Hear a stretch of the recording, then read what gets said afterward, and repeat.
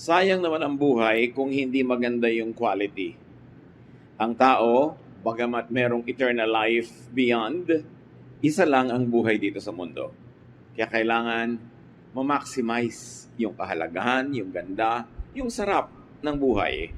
Pag-aaral natin ngayon, improve the quality of your life. Marami kasi mga buhay, sayang, kulang, at parang hindi natutupad lahat ang kalooban ng Diyos sa ating buhay. Salamat, Ama, dahil mahal nyo kami. At dahil dyan gusto nyo kami na magkaroon ng buhay na matiwasay, maayos, maganda, kaiga-igayang buhay. Sa aming pagtitipon ngayon, Panginoon, nawa magpagaling kayo ng mga sakit ng aming isip, ng katawan, ng espiritu. Paging dapatin nyo kaming tumanggap ng pagtuturo, pagtutuwid, pagpapalakas, ng mga bagong pananaw, na lalong magpapalalim ng aming pag-unawa sa inyo at magpapataas ng antas ng aming kabuhayan. Lord, be our speaker, move among your people, teach us, inspire us, lead us unto a greater life. Use your servant as your instrument, but be the speaker. May your voice be our medicine, our food, our drink, our energy. Father, we praise you. We thank you. And commit everyone to your care and teaching. In Jesus' name. Kumusta po ang quality ng inyong buhay? Pag sinabi natin 1 to 10, 10 being the highest quality, nasaan kaya yung buhay natin? Saan kaya natin yon pwedeng ilagay? Gusto ng Panginoong Jesus ang buhay natin ay maging maayos, maganda, mariwasa, sagana. John 10:10, he says, "A thief comes only to rob, kill, and destroy. I came so that everyone would have life and have it in its fullest." Maraming Kristiyano hindi kilala si Kristo. Ang kilala nila mga teachings of the Pharisees, religious traditions, and the teachings of some prophets, some disciples. Pero konti ang nakakaunawa ng lubos sa kagustuhan ng Panginoon sa ating buhay. Kaya maraming tao, pag naging Kristiyano, akala nila wala na dapat fun. Puro pagtitiis, puro pagtitimpi, puro na lang pag-iisip sa buhay na walang hanggan sa kabila. At wala nang buhay dito. Pero ang centerpiece ng teaching ng Panginoon na ito, sabi niya, I came so that you will have life and have it in its fullest. At pag sinabing fullest, physical, mental, social, spiritual, ito ang mga main parts of our lives. Are we having a full life? Or in fact, we are having less than a full life because we think that's what Jesus wants. Pero ang gusto ng Panginoon ay buhay na buong buo, buhay na buhay. At sabi niya, it is the thief that steals, kills, and destroys. Yung magnanakaw, yung masamang espiritu, yung diablo ang nagnanakaw ng saya, ng ginhawa, ng kaluguran ng buhay. And Jesus obviously came to give a full, abundant life. Dapat goal yun ng Kristiyano na sumusunod kay Kristo, to live a full, abundant life. And when we meet Him in the next life, we shall say, Lord, I really lived a good life. I lived a life that was full in accordance with your teaching and will. That is part of my worship to you. The will of God is for people to have a high quality life. Ang nakakapagtaka, sobrang ginaglamorize ng religion at hindi lang ng Christian religion. Most religions, sobrang ginaglamorize ang suffering. Ginaglamorize yung sobrang paggutom sa sarili, pagpapakasakit, pagtitiis, pag-abstain sa lahat ng mga masasarap at magaganda at enjoyable na bagay. In fact, to feel guilty for the pleasures of life. Pag gusto mong malaman kung anong kalooban ng Diyos para sa tao, titingnan mo lang kung paano niya dinesign ang katawan ng tao. Bakit pwede ka namang kumain ng walang lasa, binigyan ka pa ng taste buds para ma-enjoy mo pa ang lasa?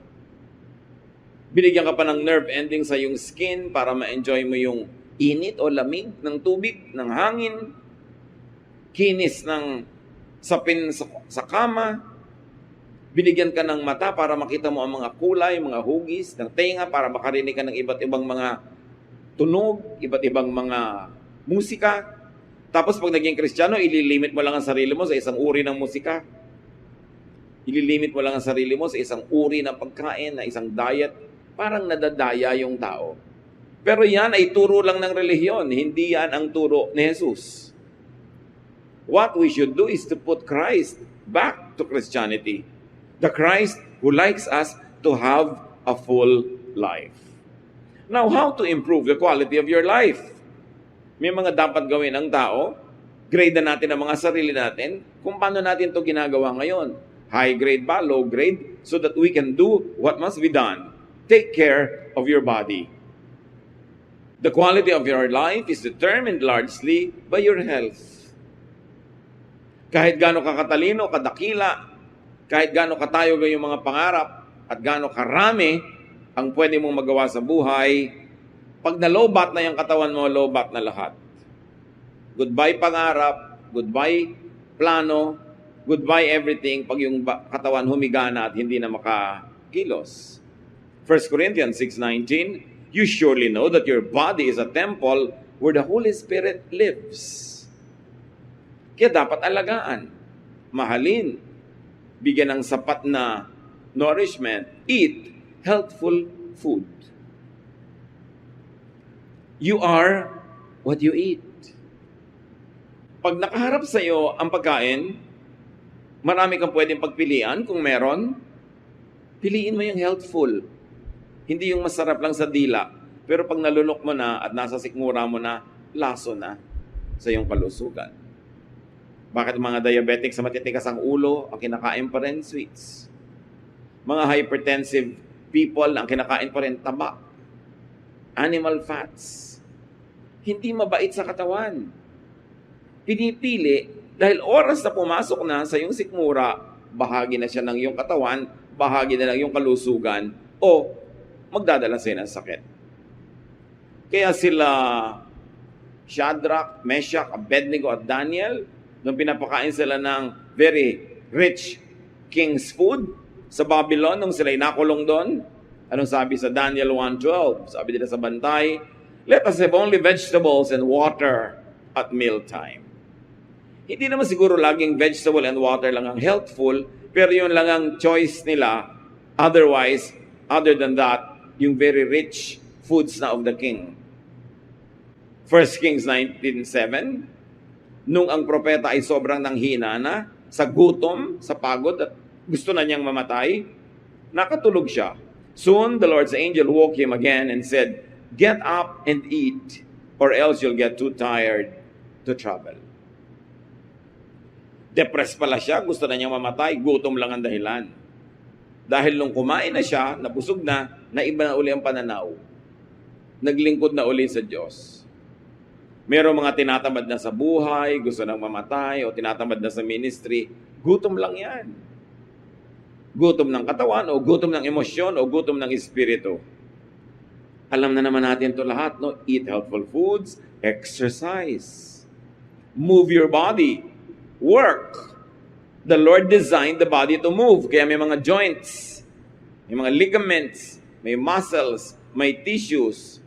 The body is always healthier when it is moving correctly.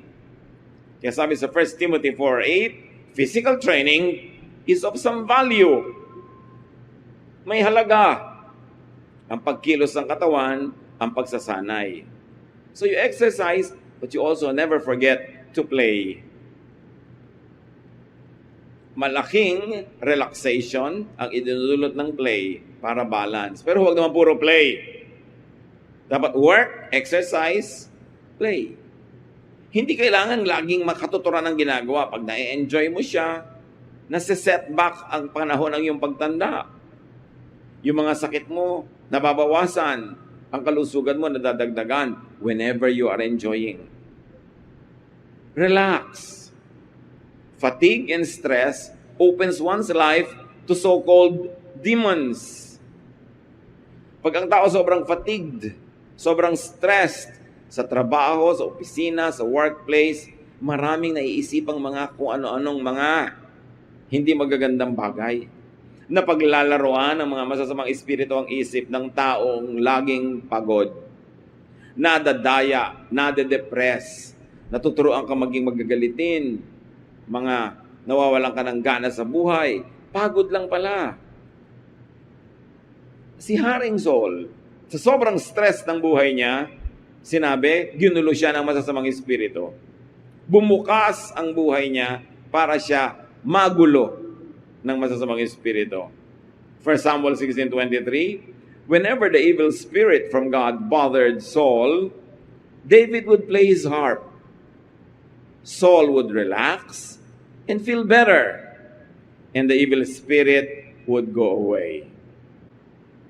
Pansinin niyo mga kapatid, hindi muna umalis yung evil spirit, tapos dahil umalis, nakarelax tuloy si Saul. No. Nandun yung evil spirit, pero nung siya'y nag-relax, nung bumuti ang pakiramdam, hindi natiis ng evil spirit, umalis. Kasi ayaw ng evil spirit makipisan sa taong relaxed, masaya, at payapa. Parang ipis, ayaw niyang pumunta sa kusinang malinis. Naiilang siya. So kung ika'y tahimik, payapa, relax, ayaw sa'yo ng evil spirit. Kasi mahirap kang dayain, mahirap kang galitin, mahirap kang takutin. Ba't siya magpapagod? E di ang pupuntahan na lang niya yung madaling inisin, galitin, paggawain ng masama, yung stressed. Kaya pag stressed ka, gutom, pagod, di ba ang daling uminit ng ulo? Ang dali mong humanap ng away. Ang dali mong mapasuong sa maraming mga gulo. Kaya dapat ang tao marunong mag-relax. Remember balance. Yung iba wala nang ginawa kundi mag-relax. Masama rin yun. Improve the quality of your life. Nourish your mind. Payamanin ang isip, patalinuhin, dagdagan ng alam. Luke 2:52, Jesus grew in wisdom. Pati siya nag-grow sa wisdom. Hindi niya nandun agad lahat yung wisdom. Dumating sa tamang panahon. At tayo din dapat we must grow in wisdom. Ang pananaw mo patuloy na nag-i-improve, tumataas, naiiba. What you don't know could subtract from your happiness. What you don't know could in fact hurt you. So dapat alam mo ang dapat malaman. Now, how else do you nourish your mind? You detoxify your mind from negative thoughts. Kung may maruming pagkain at panis sa pagkain sa loob ng refrigerator, itinatapon mo yon. Hindi yun dapat nasa loob. Kung may nabubulok na bagay sa kusina mo, itatapon mo yon. Hindi dapat nandun. May maruming bagay sa iyong higaan, aalisin mo yun doon. Ano ngayon ang dapat mong gawin sa maruruming isipin na nasa iyong utak? Dapat palayasin. Kuminsan yung utak natin tahanan ng napakaraming impakto. Nginangat-ngat yung utak mo, tinatadyakan, kinukurot, sinasaksak. Ephesians 4:31. Get rid of all bitterness, rage, and anger, brawling and slander, along with every form of malice. Sabi niya, paalisin nyo sa utak nyo yung mga kung ano-anong mga negative thoughts, galit, puot, yung pait ng buhay na ang tagal lang nangyari, ayaw pang limutin, inaalagaan mo pa yung thought ng pait na yon. Paninirang puri, pakikipag-away, malisya, alisin mo lahat yan. Dahil bago mo yan magamit na manakit ng iba, ikaw ang unang nasasaktan. Kung hindi ka banal para magpatawad, magpatawad ka dahil matalino ka. Dahil alam mo na ikaw ang unang nasisira ng galit. So detoxify your mind from anger, from fear. Maraming takot na sumisira sa ating diskarte. Hindi mo pa naman alam, takot ka na. 1 John 4:18, there is no fear in love, but perfect love drives out fear. Our love of God, love for fellow men, love for life, love for knowledge, love for truth will drive away many fears. Detoxify your mind from jealousy. Merong reasonable jealousy at merong unreasonable. Dapat ma-differentiate nyo yan, mga kapatid. Yung asawa mo may nakakalong na iba, reasonable naman na maging jealous ka. Pero meron lang siyang katrabaho, meron siyang kasama sa isang project, wala ka namang pruweba na merong nagaganap, nagsiselos ka na, unreasonable na yon. At alam na alam niya ng mga seloso at selosa, nakakasira talaga ng pagkatao ang selos. Nang aaway ka ng wala sa lugar, sumusugod ka ng mali, maraming nakakahiyang bagay na ginagawa ang tao nagsiselos. And also especially, rid your mind of envy. Because envy leads to many evil practices and heaviness of heart. Sabi nga sa Bible, out of envy, many people try to achieve. Not because they want to achieve, but they only want to outdo their neighbor. And where there is envy, there is every kind of evil practice. Pinakamasamang maramdaman, inggit. Ang kasunod, selos. Pag merong kanyan, maaga kang mamamatay. O buhay ka man, hindi ba lusog ang katawan mo? Hindi masaya ang iyong buhay. Detoxify your mind from pride. Pagka proud ka, you're afraid. Because gusto mo ma-maintain yung pride mo. Natatakot kang matalo, natatakot kang madaig, maungusan, natatakot kang makita ang iyong kahinaan dahil hindi ka na magiging proud. Malaking amoy ang pride. The less pride you have, the more free you are. Kaya ang taong proud, hirap na hirap i-maintain yung kanyang kalagayan para siya manatiling proud. 1 John 2:16, the pride of life comes not from the Father, but from the world. So alamin natin, hindi yan galing sa Panginoon, bakit mo entertainin sa iyong buhay? How else do you nourish your mind? Be optimistic. Be positive. Napipili naman eh. You can be negative, but you can also be positive. Why choose to be miserable? Why choose to be negative? Why choose to be kontrabida? Romans 8:28, we know that God is always at work for the good of people, of everyone who loves Him. So meron kang isang pangarap na hindi natuloy, meron kang gustong nabigo, meron kang hinahangad na hindi naging sayo. Pag nagtitiwala ka sa Diyos, i-quote mo ang Romans 8:28. I don't understand it, I don't even agree with it, but because I love God, then what is happening in my life was allowed by God for my own good. And I will hold on to that, and I will believe that, and I will have peace. Yun ang tinatawag na positive thinking, na scripture-based. Kasi sinabi, kung mahal mo ng Diyos, lahat ng papayagan niya maganap sa iyo, yun na ikakabuti mo. Kahit hindi mo naiintindihan agad. Kahit yung kabaligtaran, ang gusto mo sanang mangyari. Pero dahil mahal mo ang Diyos, hindi niya papayagan na yung hindi best ang mangyari sa iyo. Yung palang gusto mo, hindi yun ang best. Hindi mo lang alam. So we have already said, rest and relax. That's very important. Sinabi natin kanina, main focus ng ministry ni Lord, yung bigyan tayo ng full life. May kakambal yun, itong Matthew 11:28 to 29. If you are tired from carrying heavy burdens, come to me and I will give you rest. Take the yoke I give you, put it on your shoulders, and learn from me. For I am gentle and humble, and you will find rest. So you see, again, Jesus goes back to a full life, a restful life. Pag i-define natin, ano ba talaga ang ministry ni Jesus? Liban sa iligtas tayo sa kabilang buhay. Iyon ay bigyan tayo ng masagana, tahimik, payapa, at relaxed na buhay dito sa lupa. Yun ang ministry niya. This is the ministry of Jesus. This must be the ministry of Christians. But if you will behave like the Pharisees, how can anyone relax? Pag lagi ka nagja-judge, lagi ka nakabantay sa kasalanan ng iba, usig ka ng usig, bungkal ka ng bungkal ng mga itinatago ng tao, who can relax? They cannot and you cannot. Therefore, hindi work ni Jesus yan. Dapat restful.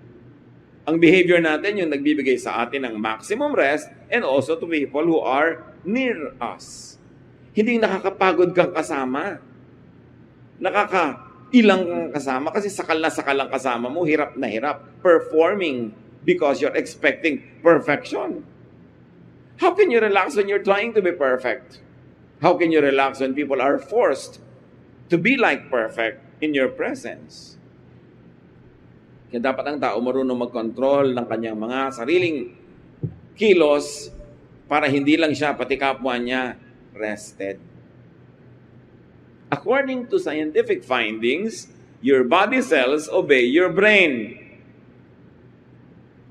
Kaya yung brain mo, pag determined siya na sabihin, nagagaling ako, sumusunod yung cells. At yun ang tinatawag natin in a spiritualized tempo na faith. Faith heals. When you have faith, you believe in it. That's the content of your brain. Your cells will obey. Kaya yung brain mo, pag sabing, I am relaxed, I'm going to relax, sumusunod yung katawan. Subukan mong biglang nervyusin, naninigas ang muscles mo, tumataas ang blood pressure mo, sumusunod din yung cells. Sumusunod at cellular level ang katawan mo sa mga nararamdaman ng iyong emosyon. So kung gusto mo na mabuti ang kalagayan ng katawan mo at cellular level, begin with your thoughts. Because it begins there. You say, don't matter what happens, I will be relaxed. Uuwi ako sa bahay, anong ine-expect kong gulo ng bahay, anong ine-expect ko na hindi nasunod na instruction ko ng kasambahay, anong ine-expect ko na aabutan ko, basta I'm deciding even before I get home, nothing will move me. When you decide that way, magalit ka man ng anumang nakakagulat, konti lang, hindi sobra. That's why you always decide beforehand how you would react to a situation. Ano man ang reaction ko ngayon na submission ng mga grades sa mga bata, hindi gagraduate ang anak ko dahil may bagsak, I will decide on how I will react. So that when that happens, yung katawan mo, susunod na lang. May plano ka dapat. It all begins with the thought. Kaya ang sabi sa Romans, be changed by the renewing of your mind. It begins there. Think beautiful, positive, healing thoughts. Hindi yung pastor, tito, sabi ng mga Facebook pamangkin ko. Lagi po ako nananaginip ng mga kung ano-anong mga nakakatakot. Bakit po kaya? Simple lang yan. Yan ang iniisip mo habang gising ka. Nagre-reply lang pag nakatulog ka. Palitan mong iniisip mo at mapapalitan na napapanaginipan mo. Kinakausap po yata ako ng Diablo. Hindi. Guni-guni mo yung kumakausap sa'yo. Sino ka naman para kausapin ng Diablo? Ang special mo? 7 bilyon ng tao sa planeta, ikaw kakausapin? Guni-guni mo yan. Kasi lumilikha ka sa isip mo ng mga senaryo na kinakausap ka niya. So, pagka tulog ka na wala ng control, hindi mo na mabantayan yung takbo ng utak mo dahil tulog ka, itutuloy ng utak yung kanina'y lagi mong iniisip. Kaya mga nanaginip po ako, ng asawa ko nagtataksil sa akin. Yan siguro, iniisip mo lagi. Saan naman kukuha yung utak mo ng mapapanaginipan? Sa utak ng iba? Pwede yon kung lagi mo siyang kausap. Maililipat niya sa'yo. Malaki ang bahagi ng utak. At Diyos ang may bigay niyan. Kaya dapat nating unawain yung faith. Unawaan natin how it works. Sabi sa Philippians 4:8, keep your minds on whatever is true, pure, right, holy, friendly, and proper. Don't ever stop thinking about what is truly worthwhile and worthy of praise. So iniisip mo yung biyanan mo. Pag nagkaroon ka ng kapangyarihan, gagawin mo siyang ipis. Pero worthwhile ba yung iniisip mo? Worthy of praise ba yan? No, tigilan mong isipin. Kasi hindi mo alam, ikaw ang nagiging ipis niyan. Yung wish mo sa iba na negative, sa'yo pupunta yun. Yung talbog sa akin, dikit sa'yo, may truth yun. Marami kong minsan mga kapestihan ang nangyayari sa buhay mo kasi yun ang wish mo for others. Kasi yung wish mo, matutupad yun. Kasi iniisip ng utak mo. May isang hiwaga na hanggang ngayon hindi pa maarok ng mga scientists. Bakit nga ba natutupad ang iniisip ng tao? At kahit sa mga ancient myths, ancient legends, ay may mga ganyan. Yung may lalabas na genie sa bote, sabi ng genie, your wish is my desire. Is my command. So magwi-wish ka, matutupad. Merong if you wish upon a star, nagwi-wish ka sa star. Nagwi-wish ka sa bulalakaw. Diba? Nagwi-wish ka kung saan-saan, sa wishing well. Bakit umuso yung mga yan? Sa palagay nyo, walang basihan? Kasi nahalata ng mga tao over time, nakolekta ang knowledge ng mga tao from generation to generation, na pag-wish ka nga ng wish, natutupad. Because there is power in prayer. And a wish is really a prayer. Kaya bantayan nyo rin kung ano wini-wish nyo, kung ano pinagpe-pray nyo, dahil baka matupad. Paano kung hindi ka pala handa sa magiging bunga ng pagkakatupad nun? Kaya sabi ng Philippians 4:8, kung ano lang ang totoo, kung ano lang ang dalisay at puro, kung ano lang ang tama, banal, mabait, karapat-dapat, yun lang ang isipin mo. Para yun ang maghari sa buhay mo. Sabi ng James 4:7, resist the devil and he will flee from you. Pastor, bakit po ayaw umalis ng tukso sa buhay ko? Hindi mo nire-resist dahil sabi, resist, aalis eh. So baligtarin natin, hindi umaalis. Bakit? Kasi welcome na welcome sa iyo. Kahit ano pong gawin ko, hindi ako mapanatag. Ikaw ang gumugulo sa sarili mo. Kasi pag niresist mo yan, aalis yan eh. Sinabi bang fight the devil? No. Sinabi bang makipagbuno ka, makipagboxing ka, karatihin mo ang devil? No. Sabi lang resist. Sabihin mo lang no. Aalis. The power of the will. Bakit may power ang will ng tao? Because we were created in God's image. There's a slice of God in us. We are not the divine, but we were created in His image. The Spirit of God lives in us. Our body is the temple of the Spirit. So you think you're powerless? You are empowered. So isipin mo kung saan mo gagamitin yung power na yun. Dahil pag ginamit mo yun sa negative, kahit matupad doon sa taong gusto mong padalhan ng curse, bumabalik din sa'yo. Because what you give is what you get. What you plant is what you harvest. Mahirap ba naman yung arithmetic niyan? Kaya sabi sa Bible, what you wish that would happen to you, wish that it would happen to people. Kaya mga taong laging masama ang iniisip sa kapwa, laging may mga nag-iisip ng masama, sari-sari ang nagiging sakit. Sari-sari ang mga dilubyo dumadating sa buhay na hindi nila maipaliwanag. Kahit ang mga doktor, hindi na maintindihan kung saan kumukuha ng sakit itong taong ito. Kasi hindi lang naman tao ay body. Meron tayong spirit, meron tayong soul. And the sickness of the spirit, the sickness of the soul also reflects in the body. Kaya mahalaga, inaalagaan yung isip. Resist the devil. And the devil is not always yung may sungay at may palikpik at may mga buntot na yan. Kundi evil thoughts, bad thoughts, unpleasant thoughts, evil din yan. Jealousy, bitterness, anger, envy, lahat yan, demonic. Hindi laging yung demon na sinasabi, espiritu. Meron na symbolic lang yung paggamit ng word. So, improve the quality of life. Satisfy your needs. Hindi na dadaan sa denial. Kung hindi ka talaga satisfied, dapat gumawa ka ng paraan para masatisfy. Produce what you need. Deserve what you desire. And produce more than you need. Merong minimum amount of material supply para ang tao sumaya.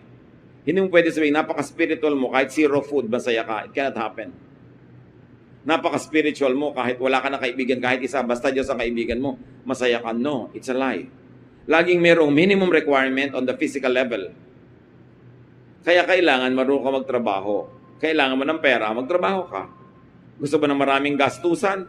Mag-produce ka ng mas maraming panggastos. Kasama yon sa pag-improve ng quality of life. Kaya makikita nyo sa mga developed countries, sa mga rich economies, mas mataas sobra ang quality of life ng mga tao. Public life. Sa hardworking and very productive Japan, pati mga toilet seats, heated pag winter. Quality of life. Hindi yung walang toilet dahil walang pera. Siyempre, pag mahina ang budget mo, ang toilet paper mo, parang sandpaper, nagagasgas ang iyong behind kasi masyadong mura. Kaya kung ikaw ay mariwasa, marunong ka magtrabaho, pati toilet paper mo, soft as a feather. Pleasure. Dahil nagtatrabaho ka. Ephesians 4:28, anyone who has been stealing must steal no longer, but must work, doing something useful with their own hands, that they have something to share with those in need. Ito, spirituality, religiosity at its highest order. A person who stops being dependent on others, who stops living on others, and now begins to produce more than what he needs, that he has adequate excess to give away to people who are genuinely needy. Yun ang mataas na uri ng relihiyon. Huwag maging dependent, huwag maging pabigat sa kapwa, kundi lampas-lampas pa sa kailangan ang ma-produce para makapagbigay ka sa iba. Then, you will have a high quality of life. Work enough. Work more than enough. Because work earns provisions. It earns meaning and value. Work earns affirmation. Ang taong productive, hindi lang siya kumikita ng kailangan niya, tumataas din ang halaga niya bilang tao, napapahalagahan siya ng iba, tumataas din ang tingin niya sa kanyang sarili, pumapanatag ang kanyang loob, mas gumaganda ang quality of his life.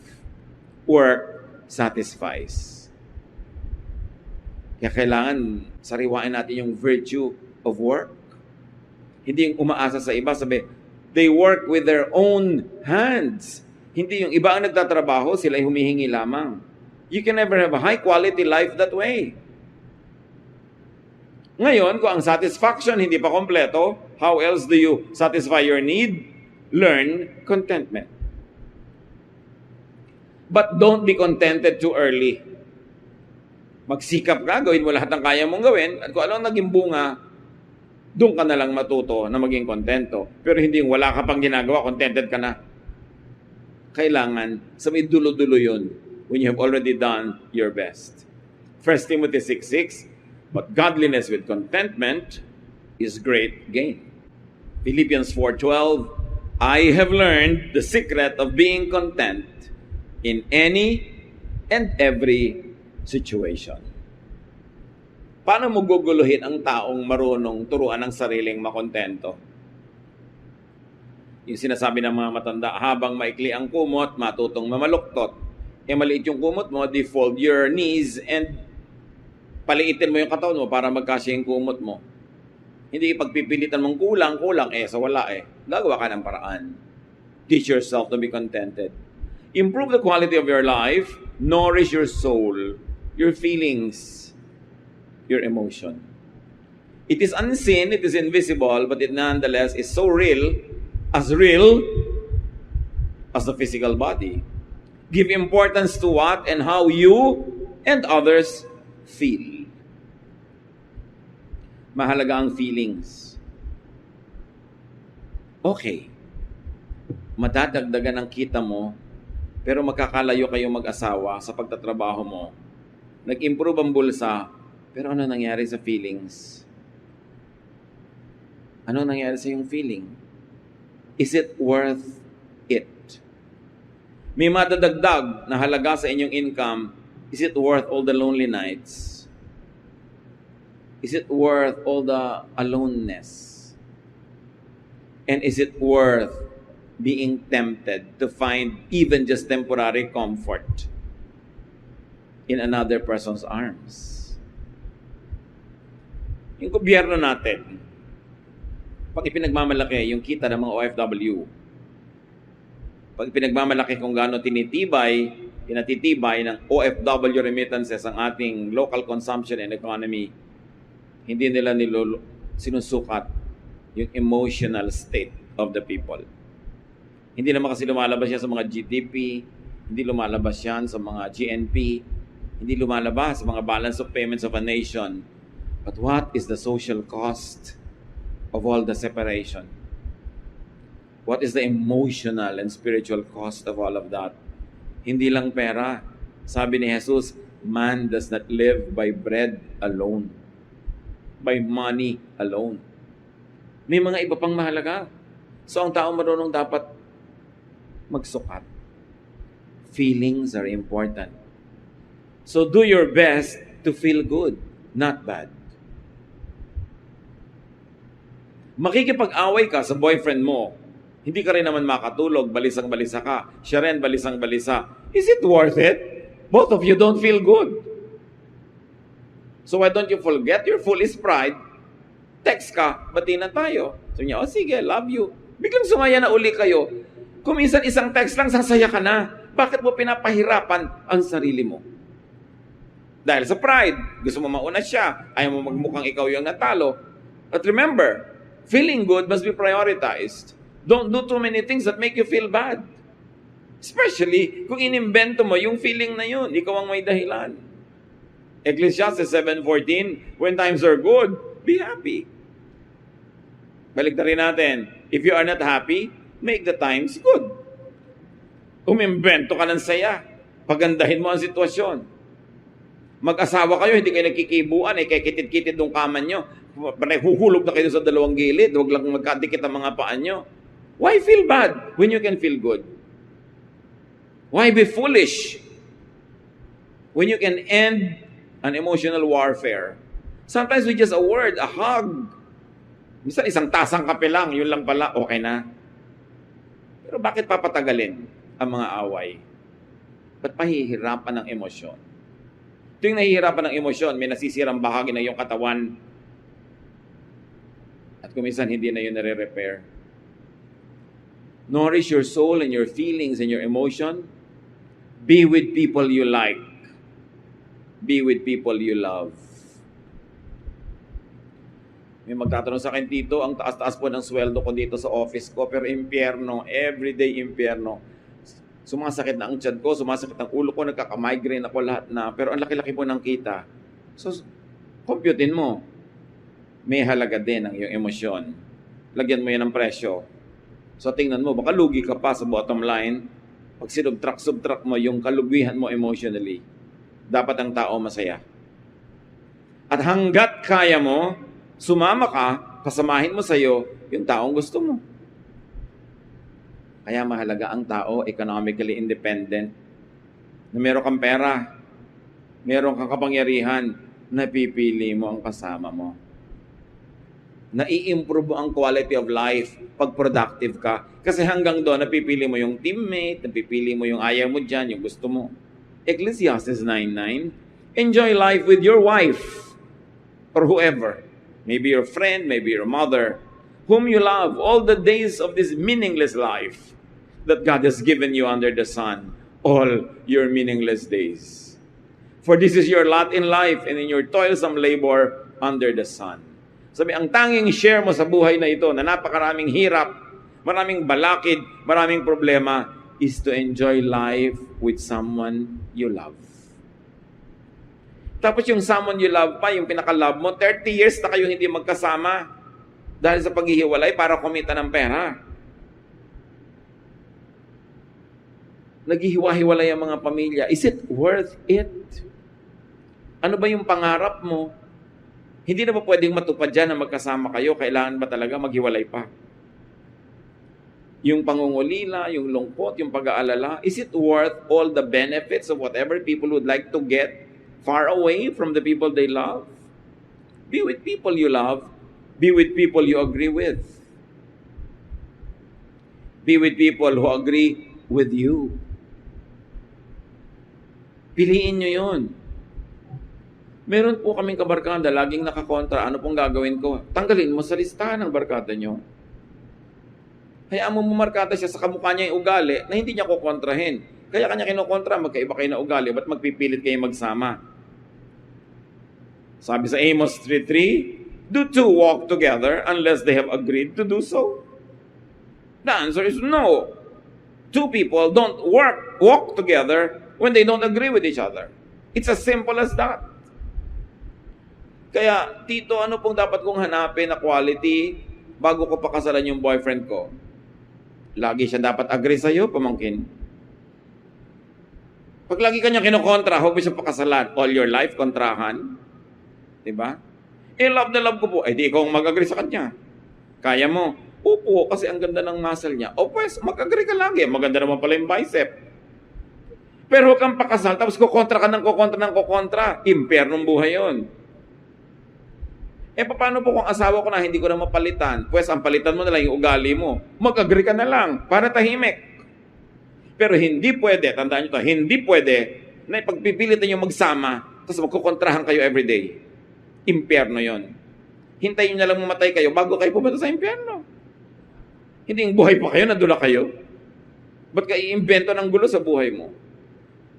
May kaibigan ka, laging kumukontra, edi magpalit ka ng kaibigan. Pero hindi kasi yung relationship namin, very mutually rewarding. Pues, matuto kayo mag-agree with each other.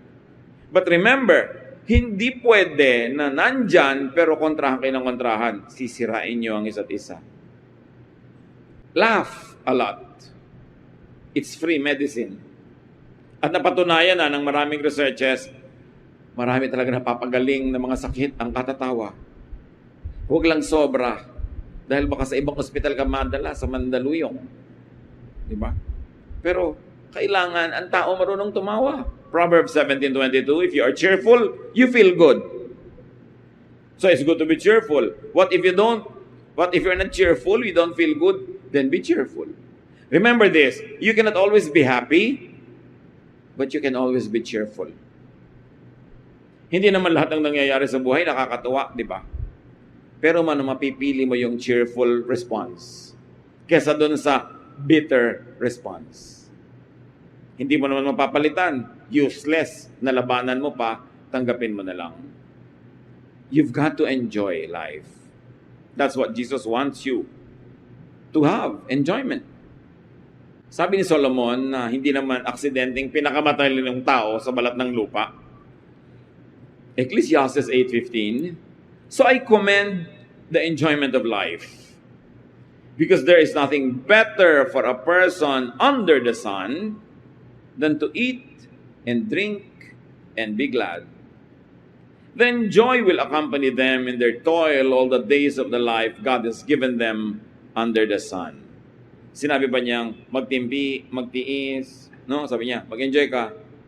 Yan lang ang mahihita mo sa buhay na ito. Maraming problema, maraming sakit, maraming sagabal.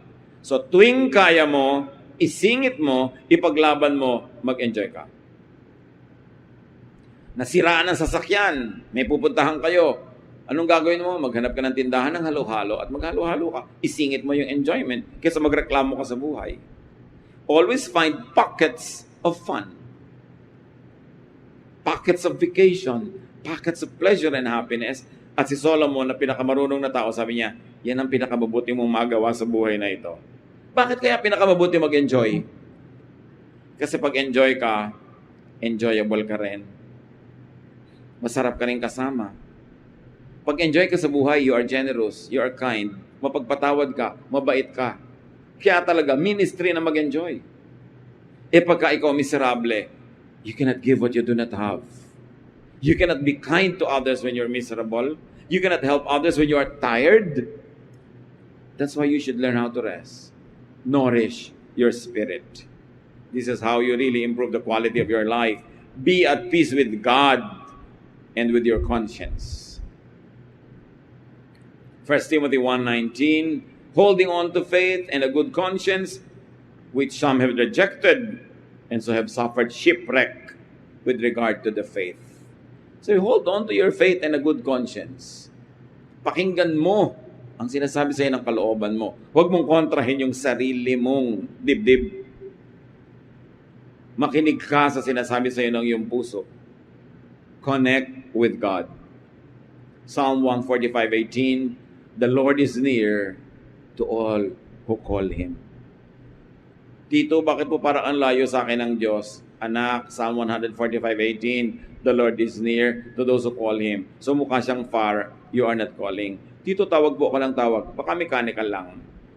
Superficial lang. Pero kung taos puso, tumatawag ka, mararamdaman mo nandun ng Diyos. So hindi siya lumalayo ang problema mo. Hindi ka tumatawag ng galing sa puso. Do good. Ephesians 2:10, for we are God's handiwork, created in Christ Jesus to do good works, which God prepared in advance for us to do. That's one of the best things you can do. Do good works. Punong-puno ng good works si Jesus. And how else do you nourish your spirit? Be thankful always. Be grateful. 1 Thessalonians 5:18, give thanks in all circumstances, for this is God's will for you in Christ Jesus. Be thankful. Ang reklamador hindi masaya. Ang reklamador nagagalit, nasisira uli ang kanyang kalusugan. Be thankful. Learn contentment. Do your best. And when your best can do only so much, be contented with it. Improve your quality of life. And not only that, help your neighbor improve his or her quality of life. Huwag tayo ang maging kontrabida, maging hadlang para mag-improve ang buhay nila. Tumulong tayo. Because what you do to them comes back to you. Panginoong Diyos, salamat po. Na binibigyan kayo may ng oras na mag-isip-isip, magbulay-bulay sa mga bagay na madalas nalilimutan. Nabubuhay na lang, naghahanap buhay, pero hindi naman masaya ang buhay. Teach us to find pockets of pleasure, happiness, and fun, even in moments of hard work. Teach us, Lord, to see your blessing na kuminsan ay hindi obviously visible. Turuan mo kaming improve na aming buhay at buhay na aming kapwa. Dahil ang buhay na ito'y pahiram mo, ang buhay na ito'y gusto mong maging masaya, mapayapa, mariwasa, maunlad. Teach us to be faithful to your will by improving the quality of our lives. Pagbulay-bulayan natin mga kapatid kung paano gagawin ito in the context of all our realities. Lord, teach your people how to apply this in our daily lives.